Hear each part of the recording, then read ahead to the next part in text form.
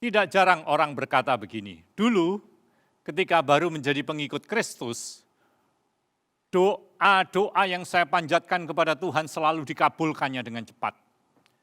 Baru saja saya berdoa, tidak lama kemudian apa yang saya minta kepada Tuhan langsung terwujud.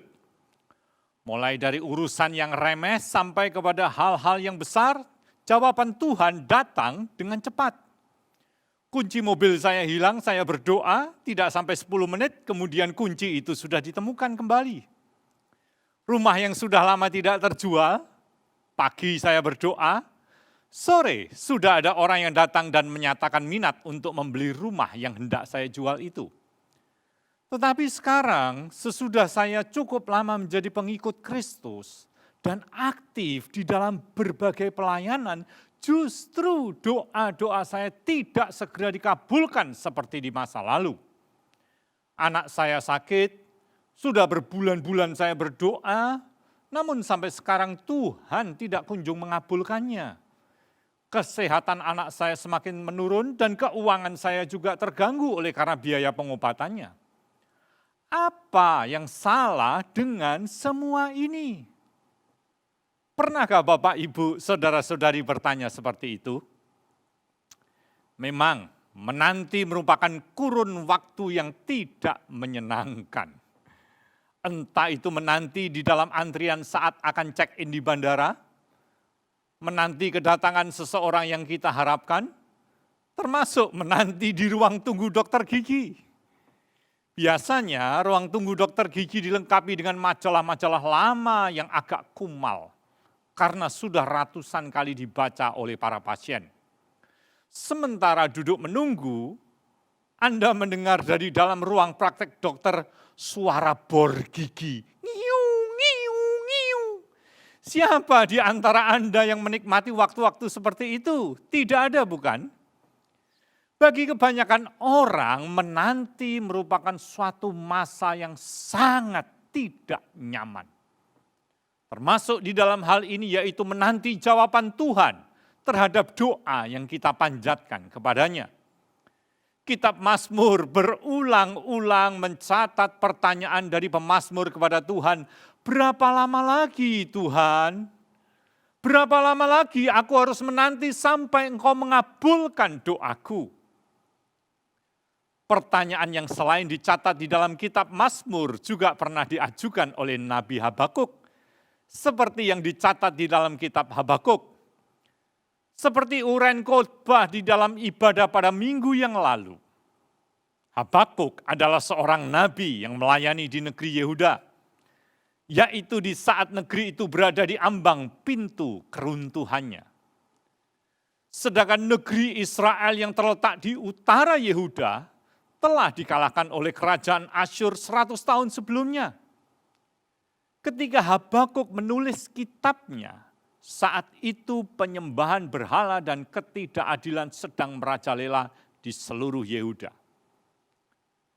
Melihat keadaan di sekitarnya, di dalam kitab Habakuk pasal 1, dicatat Nabi Habakuk mengeluh kepada Tuhan.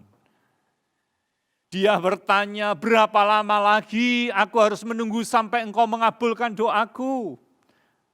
Aku sudah memohon agar Engkau memulihkan negeri Yehuda, namun dirimu tidak kunjung mengabulkan doaku. Mengapa Engkau berdiam diri? Nah, di sini ada dua pertanyaan yang diajukan oleh Habakuk. Dua pertanyaan yang lazim diajukan oleh orang-orang di dalam masa penantian terhadap jawaban Tuhan kepada doa yang dia panjatkan. Dua pertanyaan yang biasa diutarakan orang entah secara lisan maupun di dalam hati ketika ia merasa frustrasi karena Tuhan tidak kunjung mengabulkan doanya. Dua pertanyaan yang lazim mengisi hati orang ketika dirinya di dalam keadaan terdesak oleh keadaan dan permohonan pertolongan yang dia sampaikan kepada Tuhan seakan-akan diabaikannya. Pertanyaan tersebut yang pertama adalah, mengapa Tuhan? Mengapa Engkau mengizinkan diriku mengalami keadaan begini? Mengapa Engkau membiarkan keadaan ini terjadi? Mengapa Engkau tidak kunjung menjawab doaku? Pertanyaan yang kedua adalah, kapan Tuhan? Kapan Engkau akan menolong diriku? Kapan Engkau akan membuka pintu dan jalan keluar bagi diriku? Kapan Engkau akan mengabulkan doaku? Pernahkah Bapak, Ibu, Saudara-saudari mengajukan pertanyaan-pertanyaan seperti itu? Di dalam Habakuk pasal 1 ayat 5-11, Tuhan menjawab pertanyaan Habakuk tadi dengan berkata, kalau saja engkau mengetahui apa yang sebentar akan kukerjakan, engkau pasti akan tercengang-cengang. Sebab aku akan membangkitkan Kasdim atau Babel yang garang dan ganas itu untuk menyerbu negerimu. Artinya, sebaliknya dari mengabulkan doa Habakuk, justru Tuhan akan membiarkan keadaan yang dialami oleh penduduk Yehuda menjadi semakin lebih sukar lagi. Sebab tidak lama lagi Asyur yang telah mengalahkan Israel dan yang pernah mengepung Yehuda akan dikalahkan oleh orang Kasdim atau Babel. Sesudah mengalahkan Asyur, maka berikutnya tentara Babel yang kekejamannya tidak kalah dibandingkan dengan kekejaman Asyur akan menyerbu Yehuda. Kalau hal itu yang kita alami, kira-kira apa reaksi kita kepada Tuhan? Bukannya doa kita dikabulkan, malahan Tuhan akan membiarkan keadaan semakin menjadi lebih runyam. Sebaliknya dari menyediakan jalan keluar, justru Tuhan membiarkan persoalan yang lebih besar datang menghadang. Bukannya menghentikan wabah COVID-19 seperti doa kebanyakan orang, malahan Tuhan membiarkan masalah ekonomi datang menimpa. Di dalam keadaan yang seperti itu, apa tanggapan kita terhadap Tuhan? Apa respon kita kepada Tuhan? Apa sikap kita kepada Tuhan? Disinilah pentingnya kita untuk mempelajari kitab Habakuk. Karena kitab ini antara lain menolong kita untuk memahami bagaimana sikap yang seharusnya di dalam menantikan jawaban Tuhan ketika doa-doa kita serasa diabaikannya. Melalui kitab Habakuk ini, kita dapat mempelajari sikap yang seharusnya yang akan membuat kita dapat tetap berkemenangan di dalam segala keadaan. Untuk itu, mari kita membaca kitab Habakuk pasal 2, ayat 1-4, yang sudah kita baca di minggu yang lalu. Habakuk pasal 2, ayat 1-4. Ayat 1 berkata demikian, aku mau berdiri di tempat pengintaianku dan berdiri tegak di menara.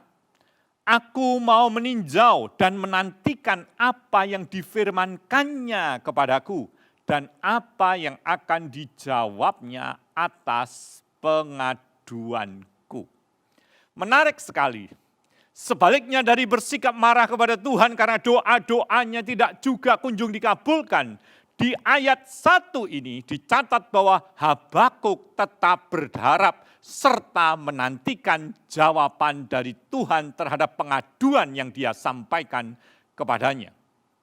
Sebaliknya dari bersikap patah arang dengan berkata, mulai dari hari ini aku tidak akan lagi memperdulikan Tuhan. Aku akan mengabaikan dia dan tidak mau mengingat dirinya lagi.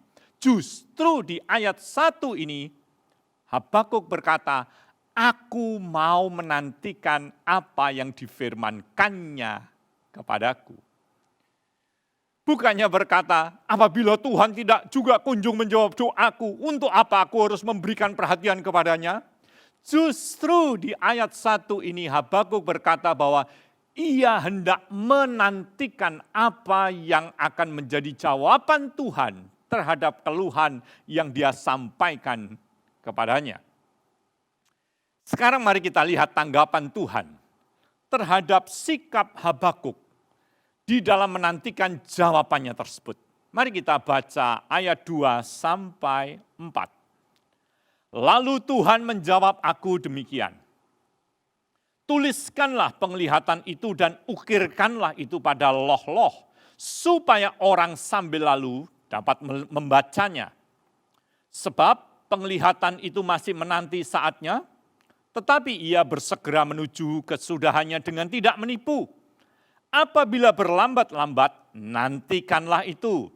Sebab itu sungguh-sungguh akan datang dan tidak akan bertangguh.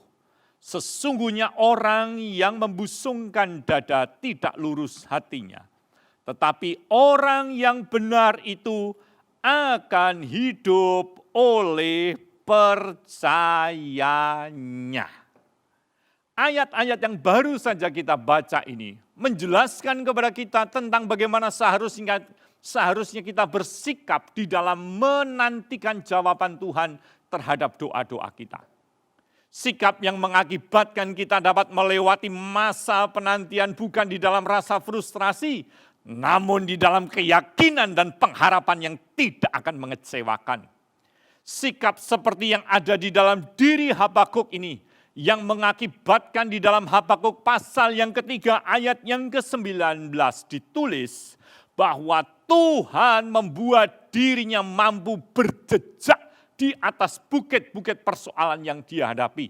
Dengan kata lain, penantian yang ia lakukan tidak berakhir di dalam kekecewaan, tetapi di dalam kemenangan. Dengan memperhatikan ayat-ayat yang tadi telah kita baca, kita dapat mengambil kesimpulan bahwa kita harus melewati masa penantian di dalam 3 sikap. Ketiga sikap seperti yang dicontohkan oleh Habakuk.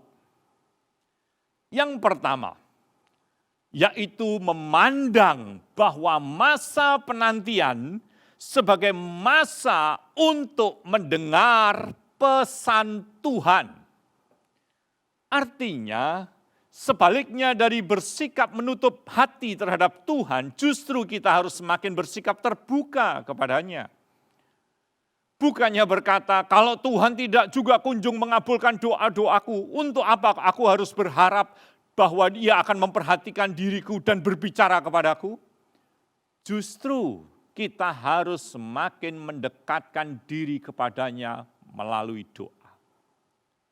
Hal itulah yang dilakukan oleh Habakuk, sebagaimana yang dicatat di dalam ayat 1 tadi. Di situ ditulis bahwa Habakuk berkata kepada dirinya sendiri, yaitu ia akan berdiri di tempat pengintaiannya, serta berdiri tegak di menara untuk meninjau dan menantikan apa yang Tuhan akan firmankan kepada dirinya. Di masa itu, tempat pengintaian itu merupakan tempat para pengawal kota di dalam berjaga-jaga. Tempat yang berada di ketinggian yang biasanya berada di atas tembok kota yang ia jaga. Dari tempat tersebut ia dapat melihat sampai kejauhan, sehingga apabila musuh datang menyerbu, maka jauh sebelumnya ia sudah dapat melihat kedatangan mereka. Sedangkan yang dimaksudkan dengan menara di dalam Habakuk pasal 2 ayat 1 tadi, adalah menara yang biasa didirikan di kebun anggur dan menjadi tempat bagi para penjaga dalam mengawasi kebun yang ia kawal. Sehingga apabila ada hewan atau orang yang datang untuk merusak kebun tersebut, yang bersangkutan dapat melihatnya sebelum hewan atau orang itu mendatangkan kerugian. Secara figuratif itulah tugas dari seorang nabi. Ia harus berjaga-jaga untuk mengawal umat yang ia layani sebagai seorang hamba Allah. Berjaga-jaga agar supaya umat yang ia layani tidak hanyut oleh kebobrokan moral maupun kebobrokan rohani yang akan merusak kehidupan mereka.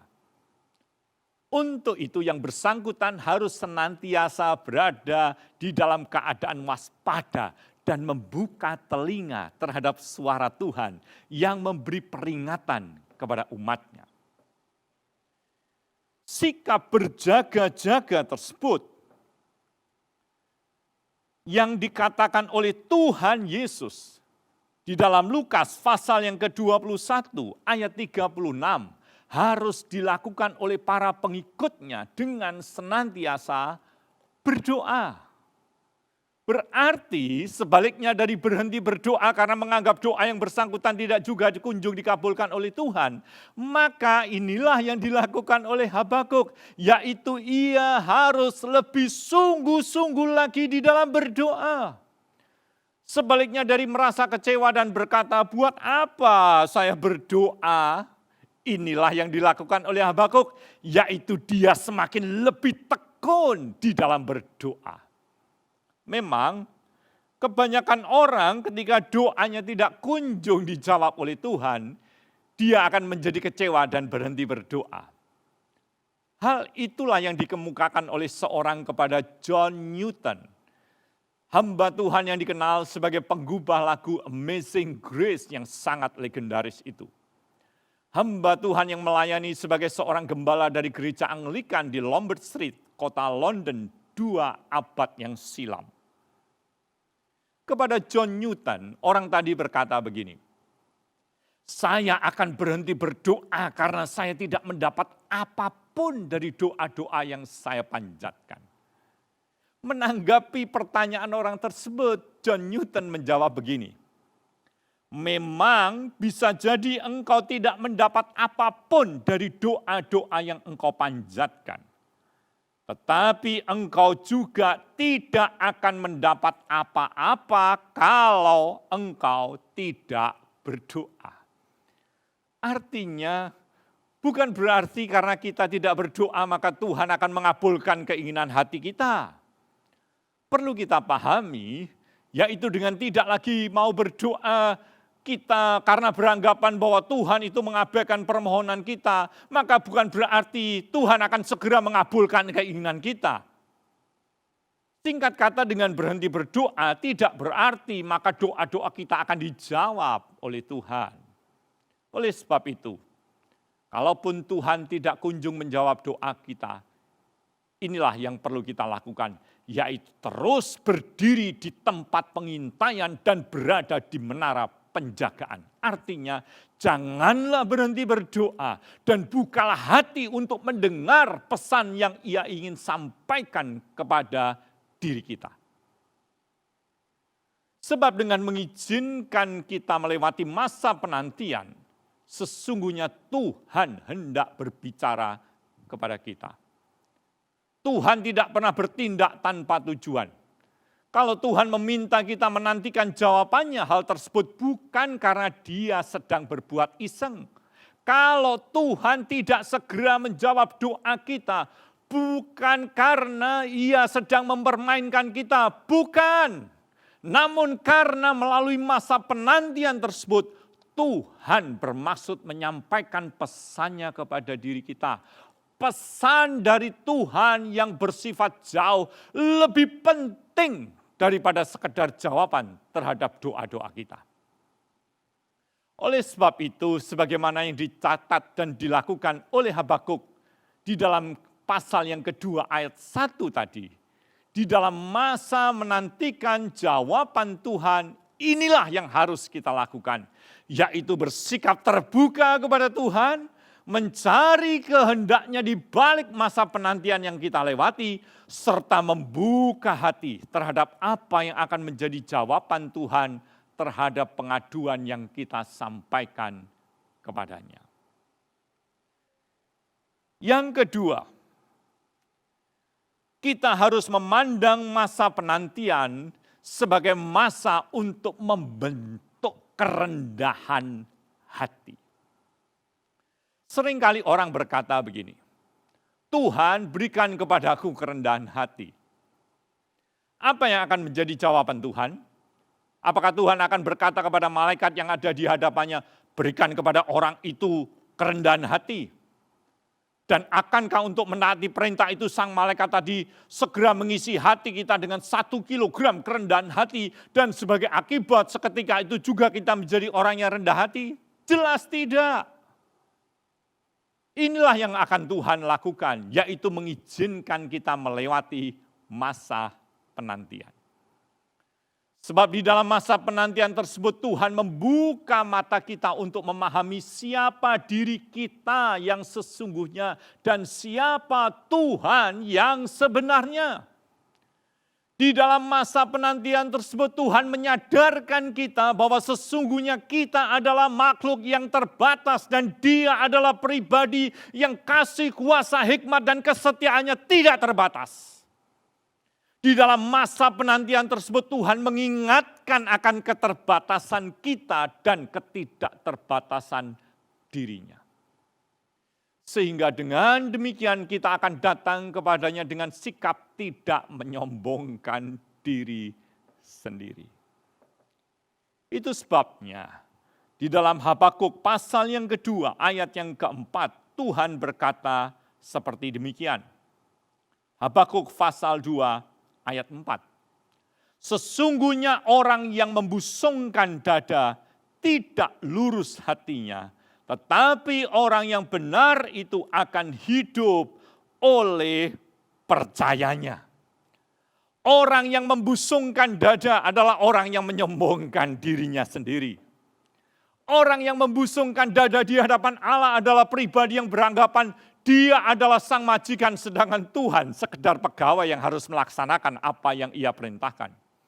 Di dalam hal ini yaitu apa yang Ia perintahkan melalui doa. Singkat kata, bagi yang bersangkutan doa merupakan cara bagi dirinya untuk menyampaikan perintah kepada Tuhan. Jelas ini merupakan suatu sikap yang sangat-sangat keliru. Doa bukanlah sarana untuk menyuruh Tuhan agar Ia melakukan keinginan hati kita. Sebab Dia adalah sang penguasa alam semesta. Kalau kita dapat mendesak Tuhan berarti Dia bukanlah Tuhan. Tetapi sekedar seorang pesuruh yang wajib melaksanakan apa saja yang menjadi kemauan kita. Anggapan seperti itu akan mengakibatkan kita merasa frustrasi ketika Tuhan tidak kunjung mengabulkan doa-doa kita.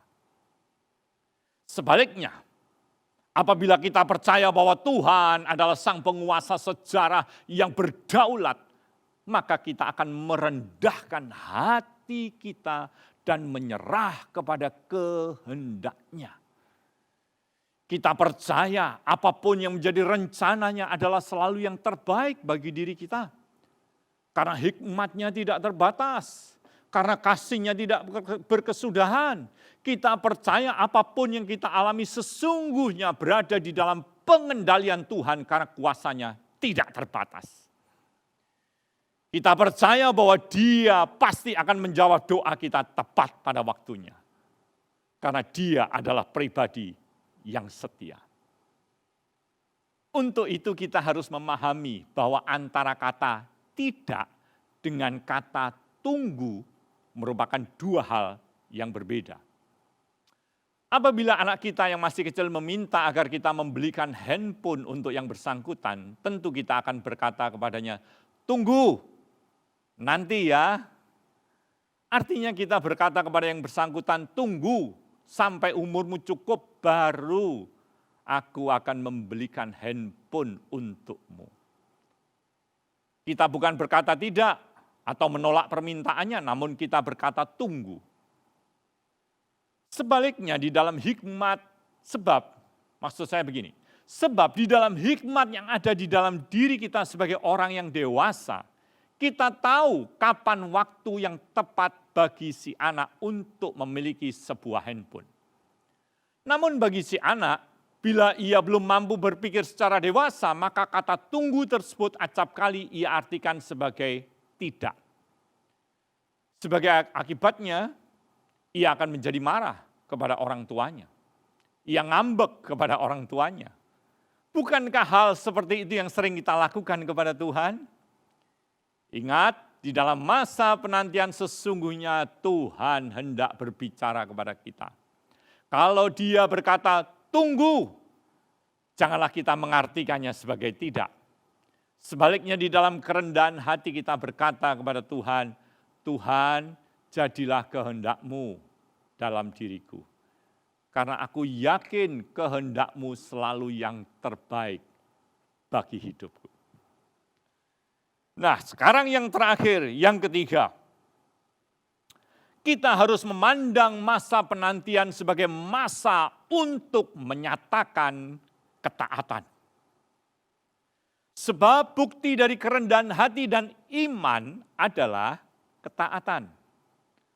Orang dapat saja berkata bahwa dia adalah pribadi yang rendah hati dan percaya kepada Tuhan, namun apabila yang bersangkutan tidak menaati apa yang Tuhan firmankan, maka apa yang dia ucapkan tadi merupakan pernyataan hampa alias tidak ada artinya. Orang yang menyadari akan keterbatasan dirinya serta sungguh-sungguh mempercayai ketidakterbatasan Tuhan akan menaati firman-Nya. Ketaatan yang Tuhan perintahkan kepada Habakuk di dalam Habakuk pasal yang kedua ayat yang ketiga tadi. Di ayat yang kedua Tuhan menyuruh Habakuk untuk mengukir penglihatan yang ia peroleh pada loh-loh batu, yaitu lempengan-lempengan batu. Supaya dengan demikian Habakuk maupun orang-orang lain yang dapat membaca serta mengingat janji Tuhan tersebut. Nah, kemudian di ayat yang ketiga, Tuhan berkata seperti ini. Habakuk pasal 2 ayat 3. Sebab penglihatan itu masih menanti saatnya, tetapi ia bersegera menuju kesudahannya dengan tidak menipu, apalagi berlambat-lambat.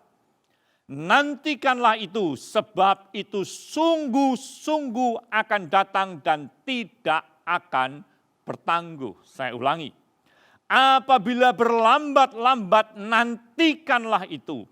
Bukan apabila berlambat-lambat lupakanlah itu, bukan.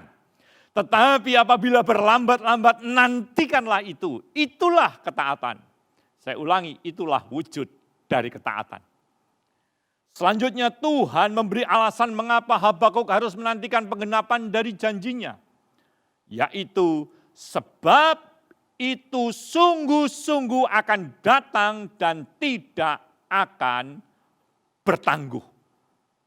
Di sini kepada Habakuk, Tuhan berkata bahwa apabila penggenapan dari janjinya itu tidak juga kunjung tiba, maka Habakuk harus tetap menantikan hal itu. Sikap inilah yang harus menjadi sikap dari seorang penjaga yang berdiri di tempat pengintaian atau di menara penjagaan.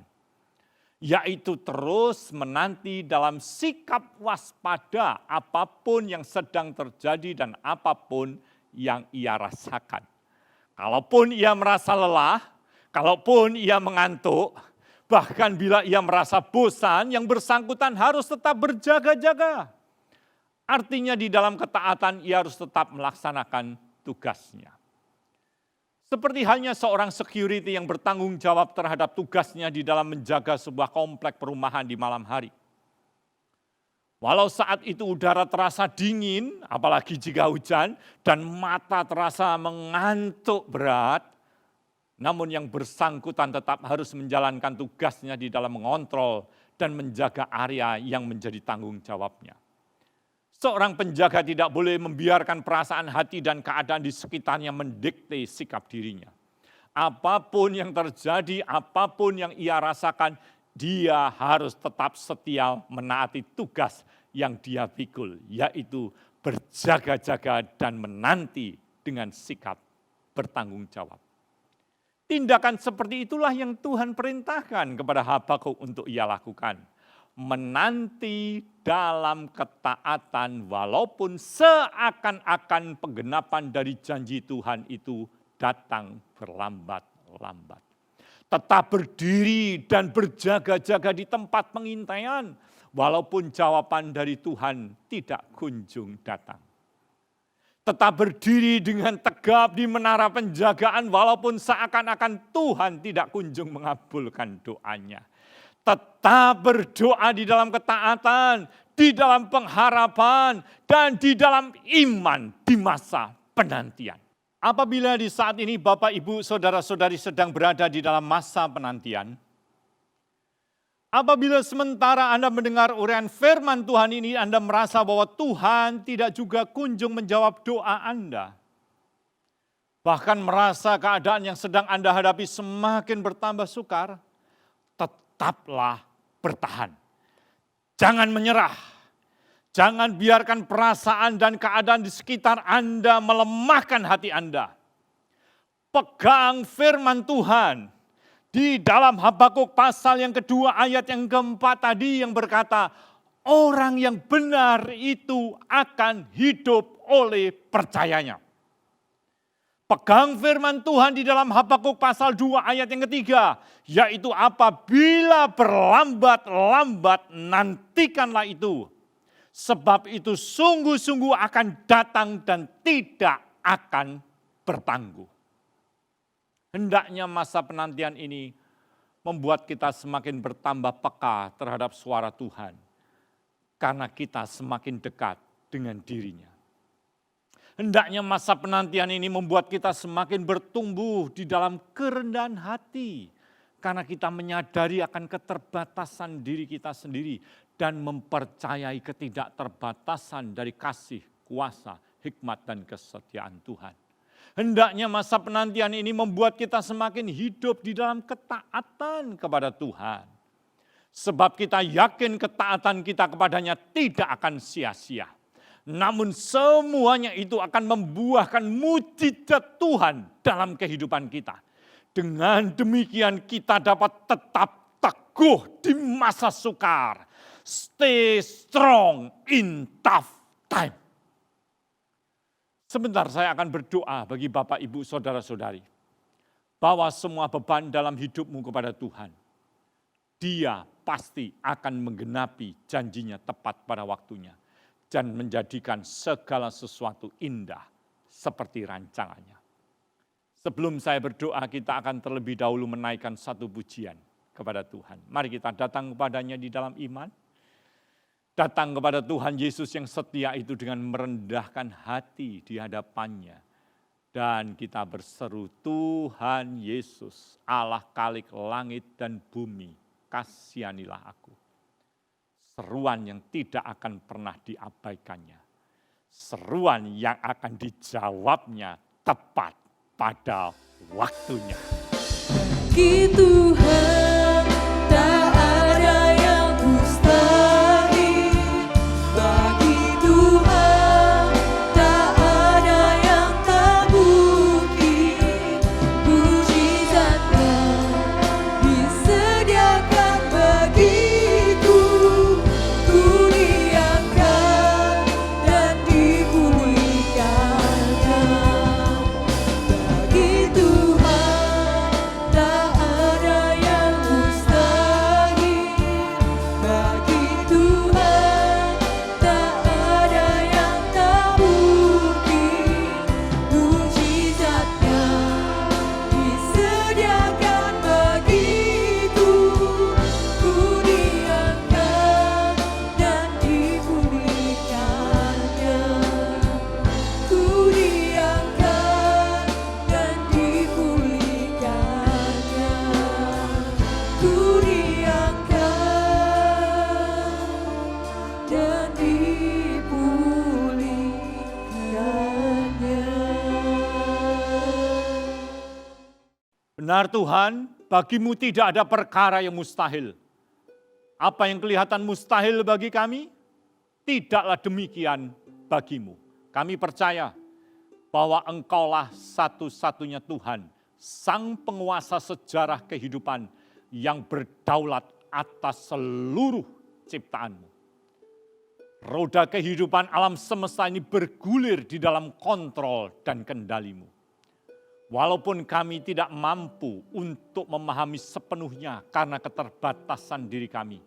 Namun kami percaya dalam ketidakterbatasan dari kasih, kuasa, hikmat, dan kesetiaan-Mu, kehidupan ini akan berjalan mengarah kepada rencana-Mu yang indah. Walau doa-doa yang kami panjatkan tak kunjung mendapat jawabannya, namun kami percaya bahwa Engkau mengaturnya begitu rupa supaya kehendak-Mu lah yang terjadi.